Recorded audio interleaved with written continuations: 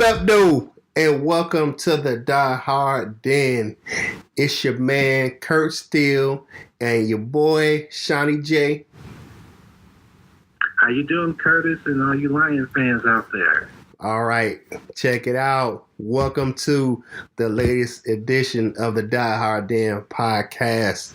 We're gonna cover the draft today, talk about some things, but first and foremost, let's get into it.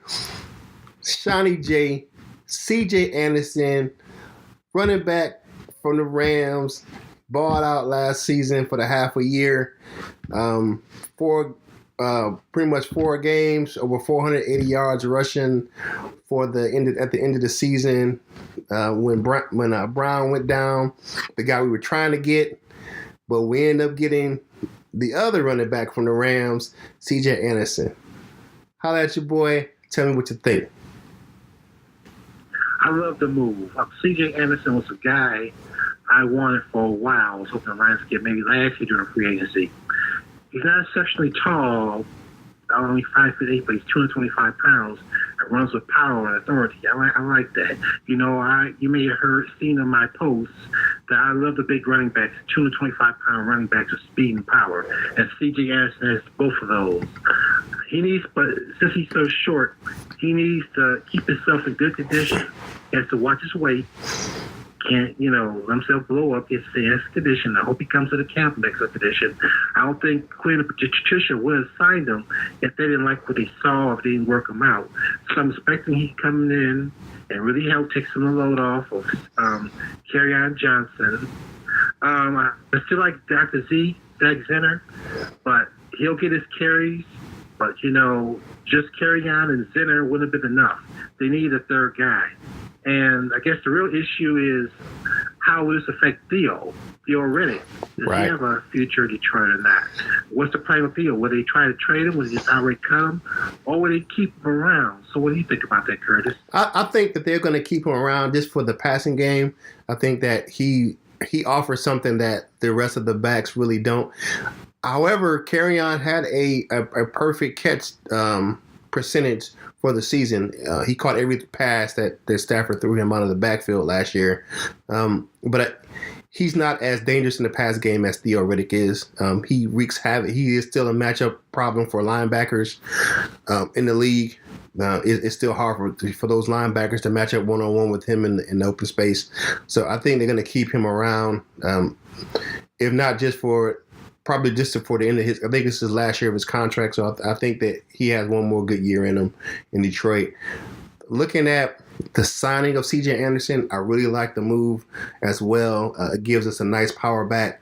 I follow him, start following him on Twitter and Instagram. He's vowed to come in a lot better shape. He put some highlights on his Twitter of him at the Rams. And he says he's going to come in a lot in better shape than he did when he came into the Rams last year. I mean, he really balled out. He came off the couch and really had a productive end of the season last year. So I look forward to him. If he can give us that same production for the full season to help spell Kerryon, that's a good 1-2 punch we got coming. You got a good, nice a power back plus a every down back in Kerryon, where he can definitely, he's a 3-down back. He can push the line. Actually, Kerryon is not bad down at the goal line either. That game against Dallas, where he really overpowered the safety and the linebacker, was very showed his strength and power when he runs. So I really like the move. I think they're probably going to sign a couple of undrafted free agents or draft a guy later in the draft, maybe 4th round, 5th round. I don't see them drafting a guy in the 3rd round, but I do like the move. It gives us a veteran presence in the locker room as well. He's been in the league quite some time. He's 28, so he brings that veteran presence to locker room and the running back room. So Zach Zenner, he's been around for a little while, but he's still not as polished a veteran as CJ Anderson is. He has some good seasons, and he was on Detroit's radar He was in Detroit last offseason for a workout.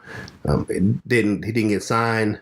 Something happened where they didn't sign him, but I think it was more of a LeGarrette Blount.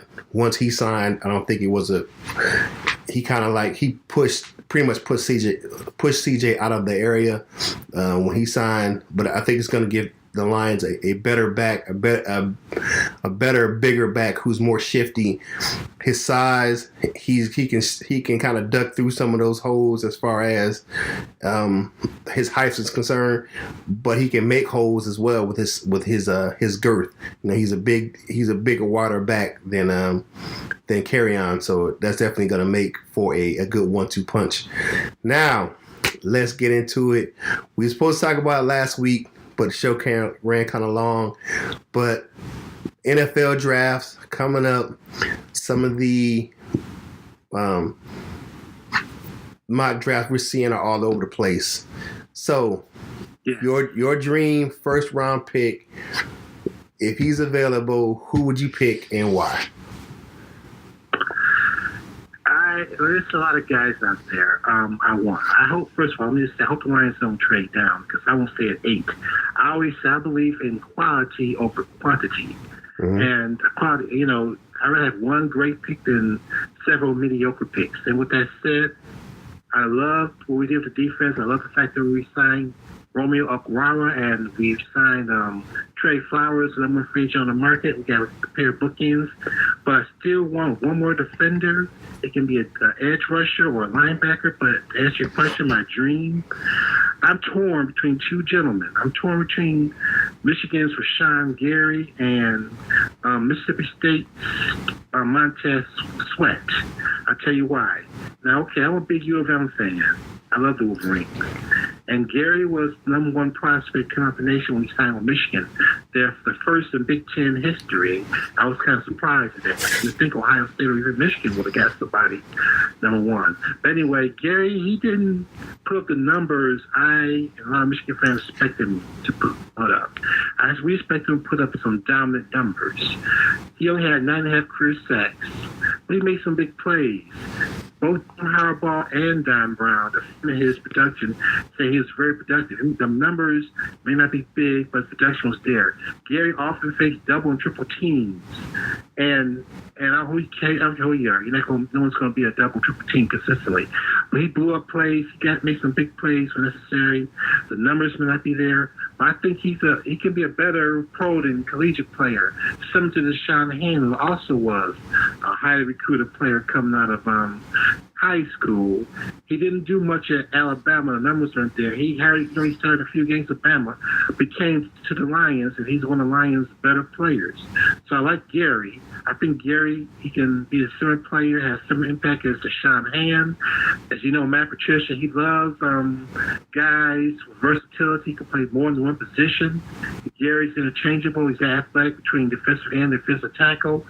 That's why I would love to have Gary. Even though the numbers may not say he wasn't that dominant, he's still a very elite athlete, and I think he can be a better pro than college player.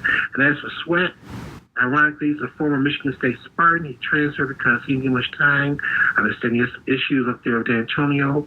He went down to Mississippi State, and his career really took off. He's a pure pass rusher. I love that pass rusher, defensive end. There's a slight concern I read that he may have a pre-existing heart condition. But if he's cleared, I would love to have that. I would love to have him. So whoever is available between those two, I'll take. If both are available at the same time, number 8, the Lions are thinking, that's going to be a tough one. But I'll be happy with either one of those guys. Okay. All right. So looking at the draft board, looking at some of the mock drafts, I would say definitely Montez Sweat is one of the guys. Even Cleveland Farrell out of Clemson. That Clemson defensive line wreaked havoc on Alabama and their elite offensive line. Another guy. This is my guy, who I want. The two guys that I'm really looking at as the two Devons. You got Devin Bush out of Michigan, the linebacker, and Devin White, the linebacker out of LSU. I think the ship has sailed on Josh Allen. I don't think he's going to be available at 8. I don't see the Lions trading up to get him. I don't think that plays into Bob Quinn's playbook, or either Matt Patricia's as well, to kind of trade up in the draft to get a player like that. They're usually the guys that they have a backup plan, A or B. So I think they're either going to pick up Montez Sweat, or if available, I think Devin White is a viable option. I think teamed with Jared Davis, there are two very athletic side-to-side linebackers, and White is a little more adept at coverage than Jared Davis, which hasn't been a problem at the Lions as far as having linebackers who can cover those tight ends and running backs out of the backfield. That was a big play in Dallas where Jared Davis couldn't cover in that final drive. He couldn't cover, and the Cowboys just really just torched us with their running back out of the backfield. I don't like to talk about the Cowboys, and definitely their running back because he played at Ohio State, so I'm not going to mention him by name. So we're going to keep him at that.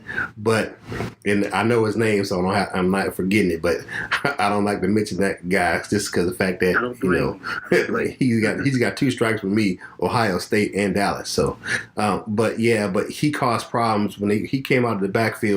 Jared Davis just couldn't cover him, and you put White in that situation. I think he's a better coverage linebacker than Davis. Davis is a sideline to sideline with speed, and he can tackle, but that coverage skills still elude him, where Devin White is more of a natural coverage linebacker. So I would like to see him paired with Davis in that 3-4, where those guys can definitely wreak havoc sideline to sideline and cover downfield. I think that is a way to go. Looking at some of the later rounds, what are positions you think that Lions will go as far as needs of the team? On day 2 in rounds 2 or 3, I definitely, hopefully round 2, want them to get a offensive guard to fill in for TJ Lang. We discussed this last week. Yes, I know they signed Boucher from the Cardinals, and they still have Kenny Wiggins on the contract, and they still have Joe Dahl on the team as well. However, those guys don't instill the most confidence in me. I'm sure they're fine players, but I want an awesome player. I want a big, young stud guard. I wouldn't mind taking one in the first round they did to death. They built up offensive line. But a lot of people kept whining, there's no offensive lineman good enough to be taken, where's he be taken with the 8th pick in the draft and all that. So at least give me one in the second round. Mm-hmm. A name I hear a lot associated with Lions, or a couple. One is Cody Ford out of Oklahoma. He's a big guy. Mm-hmm. He's a run mauler. He's a pretty good pass blocker. That's perfect for Stafford and his offense, because, like I said, I'm tired of seeing Stafford on his back.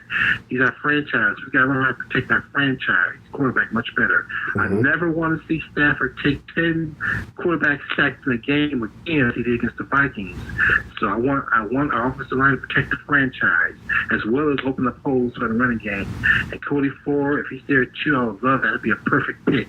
Another guy I hear associated the Lions number 2 guard is the guy from Boston College, okay. Chris Lindstrom, I think his name is, if I'm mistaken. The guard from Boston College. He's a little bit smaller. If you saw a guy 200 pounds small, but he's pretty good. So I wouldn't mind to have him. But as I told you before, I love Wisconsin offensive linemen, and I wouldn't really take one of those 2 guards, Bo Boswell or Mike. What's his name? The big guy from Wisconsin's teammate, one of those 2 guards. Mm-hmm. Mike Dieter, I'm sorry. I would love to have one of those 2 guards in the second round. Definitely want a guard. And the third round, since we addressed the running back position by the signing of C.J. Anderson, we can wait. If we want to take a running back at all, we can wait till day 3, take one rounds 4 to 7. Right. And at that position, we can address what Bob Quinn and Patricia want. Maybe the tight end position. We can look at getting a tight end there if they feel they need one. If they draft a tight end, they still feel they need a tight end after signing Jesse James and the guy from Buffalo. What's his name again? Logan Thomas. Logan Thomas. Yeah. And they still feel they need a tight end. That's a clear message they're sending to Mike Roberts, who I had high hopes from. The guy from Toledo who caught 15 touchdowns his senior year. Right. That's a clear message. They're not happy with his production. Right. As well as they weren't happy with the production from all the tight ends last year. That's why they let Luke Wilson and Levine Toilolo go. Even though I like Levine, it was big. He came on at the end last season. I wish he would have brought him back. Right. But it looks like they're not going to do that. Right. Well, we still have that's why I want on day 2. Yeah. Guard, definitely, and the tight end. Guard and tight end. Yeah, I'm looking at more of a, even though we still have some, we still have a lot of young players in our secondary. I think that maybe that day 3, looking at, I'm definitely looking at offensive line day 2. I agree with you. Offensive guard to fill in, even though you said we have, like you said, we have Joe Dahl and Kenny Wiggins and Andrew Donald, and we still in that possibility of Cosby moving inside to from tackle to guard instead of just playing that swing tackle role. But you know that Patricia and Quinn like those guys with versatility, so you know they're gonna kind of pull those guys in that play multiple roles on the offensive line. You want guys who can play all those roles, or at least 2 of those roles on the offensive line, to be versatile. Like Graham Glasgow, he can play center, he can play guard. He probably can throw him out wide if need. But I think that they're going to go offensive line day 2, definitely with the second round. I think they're going to go corner, maybe in the 3rd round. You still look at the offensive side of the ball. Do we have any definitive starters as far as wide receiver besides Galladay and Jones? They may go receiver. There's, they're adept at finding, Bob Quinn is adept at finding those mid-round gems like Galladay in the draft. So you may find the next one of those guys in the 3rd round. I think the rest of this draft really is going to be position of need and depth. Once you get past day 2 in the 2nd or 3rd round, you may look at, maybe some linebackers, maybe some, like I said, some wide receivers, or some young guys in the secondary to kind of help fill in some gaps as far as the depth is concerned. I say anything past that 4th or 5th round is going to be a stretch for those individuals to kind of make the squad anyway. But you don't know, everybody we sign in free agency may not make the squad as well. So, and then you have the late free agency push is going to be after everybody's in camp, after cuts. You already know that some of those individuals are going to be some cut casualties, and it's going to open up some spots on the roster for some of those veterans. So, but looking at that draft, I see this day 2 with the 2nd and 3rd round definitely being offensive lineman and maybe a secondary player or wide receiver. We definitely need that depth. That hurt us at the end of the season last year when we lost to Golden Tate and then Jones went down. Matthew Stafford didn't have the talent around him to kind of, to really finish the season strong. He just didn't have, because they could double Kenny Galladay and you really didn't have an individual he could really throw the ball to that could go up and grab those balls like Galladay could. Yeah, you got TJ Jones, and then you brought in, what's the other guy? Adam? Was it Adam? What's the other receiver? Was it Adam Jones? No, not Adam Jones. And they were 2 free agents. They brought in Tammy Lewis and Amendola. Yeah, Amendola. I'm talking about the end of last year. It was kind of a... Oh, Andy Jones. Andy Jones. So it was kind of hard to kind of, for him to fill. So you're looking at the wide receiver depth. I think we definitely need to, is it a because I really think that the Tommy Lee Lewis signing was more of his return skill and special teams ability. Can he play slot receiver? Yes. Is he a bona fide starter slot receiver? I don't think so. Amendola, he's aging. I think he's more of a locker room presence guy. Like I said before, he's a veteran. He knows how to talk up that type of Patricia Patriot way type of deal and help players adjust to that in their second year and under Patricia. But I think one thing is I think Patricia's going to kind of come to his own as a coach. I think a lot of this talk with the Patriot way, I think he's trying to build his own culture at the Lions. I think that stuff at the beginning of the year last year with the running and stuff, I think that kind of really got to him. He's a player's coach. And I think he's going to change that. He's changing the culture around in Detroit where he wants to make them winners, but he's not gonna do it Belichick's way. He's gonna do it his own way because he's a very smart individual. We all know that he's an aeronautical engineer by trade as far as he went to school for, but he's a football coach and he knows how to get players around him that want to play for him. You know, you got one of the biggest defensive player in free agency signed with the Lions because he wanted to play for Patricia again. So, Matty P has his own reputation as a coach. What do you think of the signing of Darrell Bevell as the offensive coordinator? It's a good one. I like it too. Bevel, when he goes to Vikings and Seattle, he was known for having strong running games. Patricia does definitely want a strong running game. That's why I think he's going to go at least get offensive linemen. And by round 2 or 3 at the latest, no later than 3, hopefully by 2. If 1's too high, 3's too late, 2 is perfect. And he's trying to strengthen the running game because he wants to take pressure off Matthew Stafford. Once again, Stafford's been an Iron Man since his 3rd year in the league, but we don't want to see him keep getting pounded, taking 10 sacks a game. I want to see him upright. I want to see him have a long career. I definitely want to see Stafford be our Tom Brady or Drew Brees or Brett Favre type player who's a lifetime Lions. He already set some records, but I want to see him become a Hall of Fame where they win a ring or 2. That's why I want to see Stafford. I really like Stafford. I know a lot of people wanted to just get rid of Stafford. Let's trade Stafford. We have one after with Stafford, but if we got rid of Stafford, we're going to be in big trouble because it's going to be our quarterback. And Darrell Bevell, he's a definite improvement. I like, I love a power running game.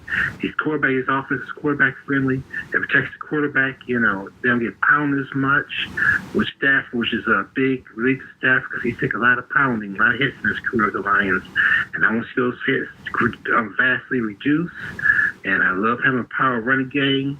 We haven't had a real running game. I mean, a real awesome running game, of course, in over 20 years since Barry retired. Right. And I'm looking for, Kerryon Johnson. And that's why I was happy with the CJ side. He's the power back. Take some pressure off Kerryon because one concern I had about Kerryon coming out of college was durability concerns. And he did miss 6 games last year with this. He maybe could have came back after 2 or 3, but they have him out because he lost the playoffs anyway. Yeah. But still had durability concerns about Kerryon. And that's why I'm glad, 2 or 3, 4 backs on the roster might be good. Period. 4 backs because injury. You don't want to be scrambling on the waiver wire trying to find a replacement. So I think we'll, be set at running back. The offensive line. I want the Lions to have the best offensive line. It's like the Cowboys or the Eagles or the Patriots or one of those teams have. That's what I want to hear people talk about when they talk about offensive line. And I think Bevel will get the most out of his talent. It's not a complete rebuild. There's some talent here. So it's not like Bevel's going to an expansion team with very little talent to work with. We have some talent here in Detroit, despite what some people think. So I'm looking forward to this season. Right. All right. Yeah, I have to agree. I like the signing of Bevel. Looking at his career, he definitely likes the run game, and I appreciate that. And he, like you say, he likes to protect the quarterback. You look at Russell Wilson's career numbers. He did not get sacked a lot under Bevel.